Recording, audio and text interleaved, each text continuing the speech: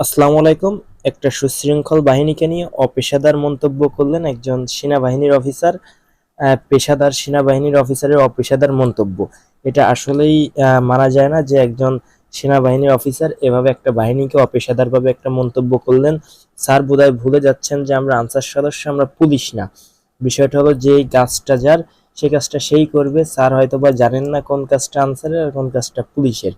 এখন স্যারের একটা, যেহেতু সে একজন মেজর পদমর্যাদার লোক, তার হয়তোবা একটা বাহিনী সম্পর্কে মন্তব্য করার আগে জেনে মন্তব্য করা উচিত ছিল।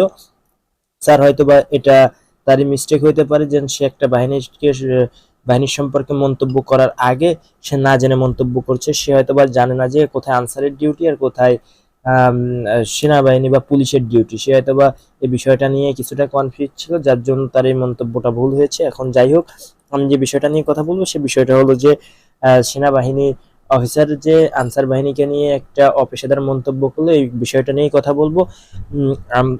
সবার আগে বলে রাখা উচিত যে আনসার বাহিনীকে কিন্তু বিভিন্ন সংস্থা তাদের নিয়োগ দিয়ে থাকে তাদের নিরাপত্তা দেওয়ার জন্য। কোনো সংস্থা তাদের বাহিরে 100 বা 200 মিটার বাহিরে যে নিরাপত্তা দেবে এরকম অঙ্গীকারনামা নিয়ে কিন্তু আমাদের বাহিনীর জেলা কমান্ডেন্টের কাছ থেকে কিন্তু এরকম অ্যাপ্লিকেশন দিয়ে তারা নেয় না। যদিও নেয় তাহলে সেই অনুপাতে আমাদের জেলা কমান্ডেন্ট স্যার আরো ওই অনুপাতে আরো লোক দিয়ে থাকে, যেন ওইভাবে লোকটা সে পরিচালনা করতে পারে। তো আমি যে বিষয়টা নিয়ে কথা বলতে চাচ্ছি এটা তো ক্লিয়ার করলাম যে আমাদের ডিউটি এরিয়ার বাহিরে আমাদের কোনো মানে পেশাদারিত্বের কোনো দায়িত্ব নেই। এখানে যদি বলেন মানুষ হিসাবে আমাদের যাওয়া উচিত ছিল, তার আগে আমি বলবো এখানে যারা উপস্থিত ছিল তাদের এটা দেখা উচিত ছিল।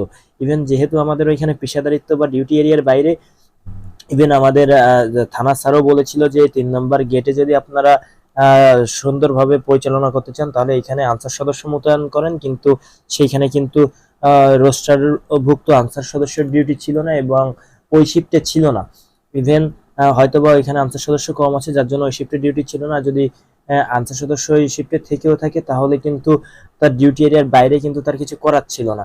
তো আমি যে বিষয়টা নিয়ে কথা বলতে যাচ্ছি আপনারা হয়তোবা ক্লিয়ার যে আনসার সদস্যর নিরাপত্তার জন্য সংস্থা তাদের মোতায়েন করে থাকে এবং নিয়োগ দিয়ে থাকে।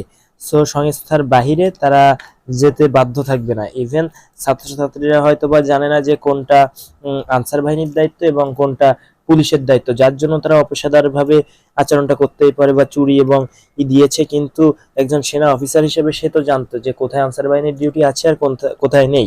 সো আমি এটাই বলবো যে একটা সুশৃঙ্খল বাহিনীকে রিপ্রেজেন্ট করে এভাবে অপেশাদার মন্তব্য করা ঠিক না। আপনার আপনার মতামত জানাবেন। ধন্যবাদ।